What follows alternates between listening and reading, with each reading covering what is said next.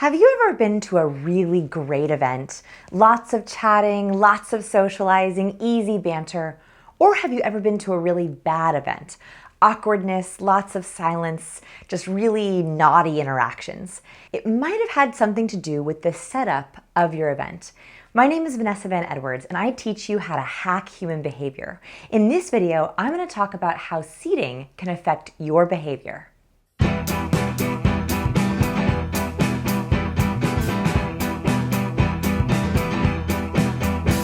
Room layout affects us far more than we'd like to admit. Two Dutch architects even found the way that a legislature is set up changes how much a government fights.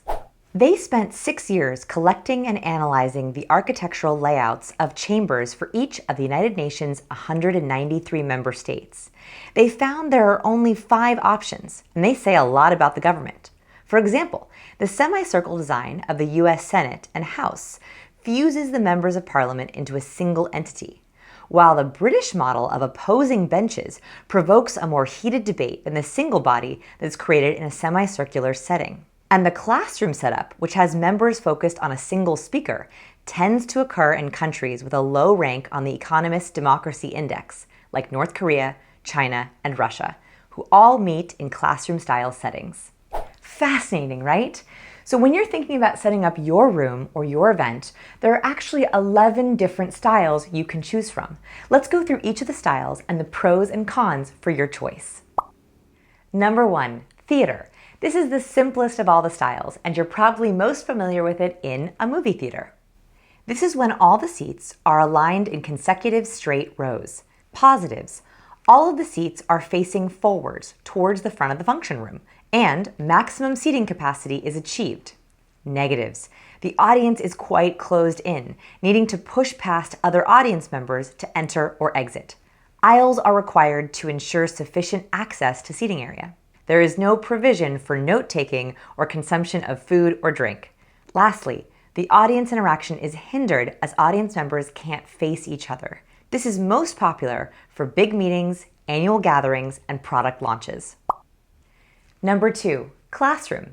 You're probably most familiar with this one in school.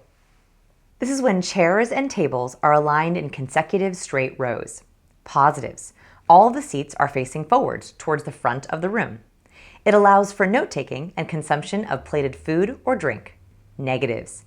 Again, the audience is closed in, making it difficult for audience members to enter or exit. Aisles are required to ensure sufficient access. Seating capacity is reduced because of the tables. Audience is less likely to interact because they're not facing each other. This is popular for trainings, conferences, sales kickoffs, and product launches. Number 3, herringbone. This is similar to classroom, but the tables are angled in. In herringbone, each of the consecutive rows of chairs and tables are angled inwards towards each other. Positives. All of the seats are angled towards the podium. All the seats are facing forwards towards the front of the room. It allows for note-taking and consumption of food and drink. Negatives. Again, the audience is closed in, making it difficult for audience members to enter or exit. Aisles are required to ensure sufficient access. Seating capacity is reduced by the number of tables. Audience is less likely to interact with each other because they're not facing each other. Popular for training, conferences, and lectures, especially if there's a screen. Number 4, U-shape. This is when all tables and chairs are in a U-shaped configuration.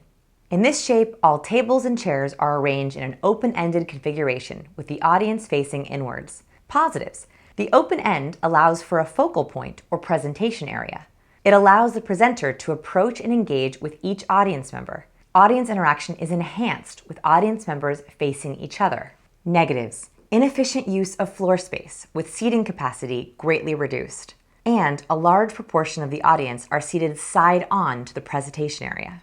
This is popular for training, conferences, workshops, and meetings.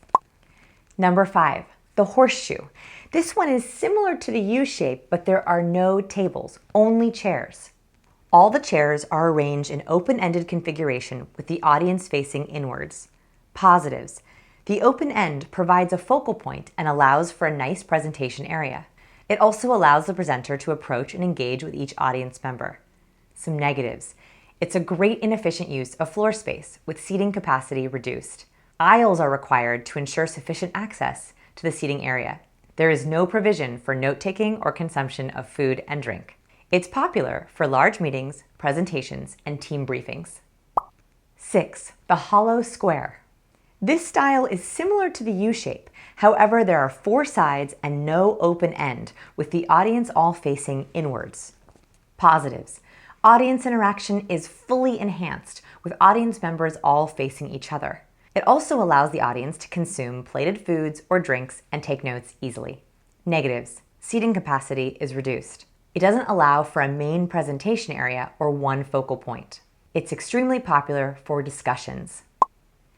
7. Boardroom. This one you're going to see most often in an office.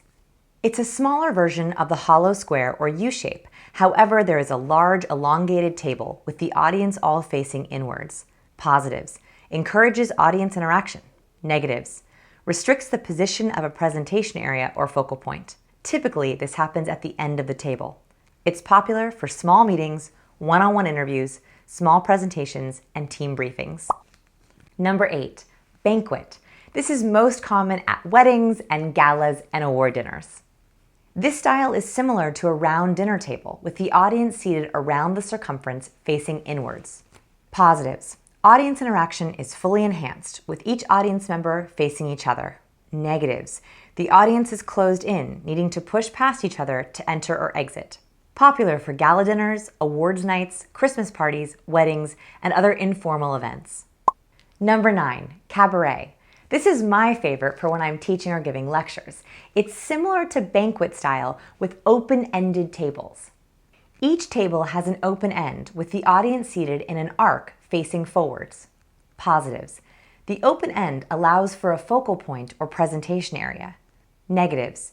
It's an inefficient use of floor space with seating capacity reduced. It's popular with meetings such as training sessions, award nights, and gala dinners.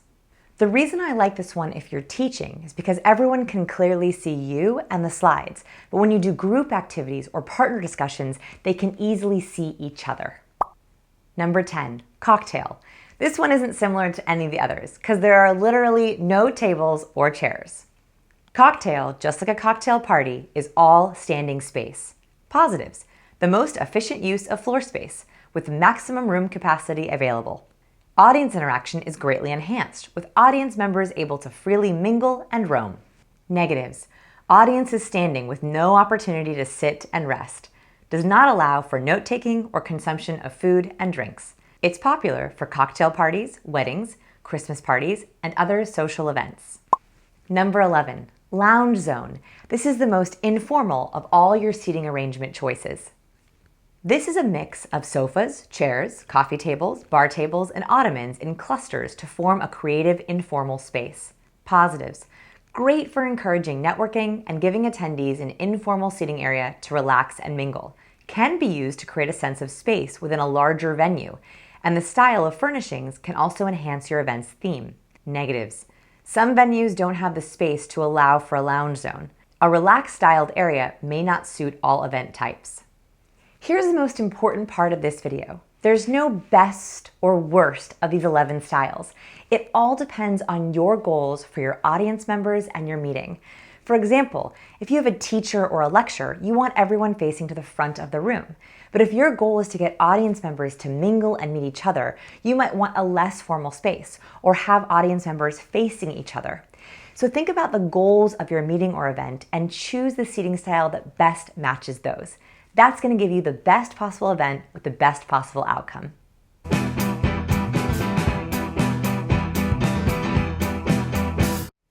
Tell us your favorite seating style or one that we missed in the comments below. Do you have an event coming up? Share the seating style you're going to pick.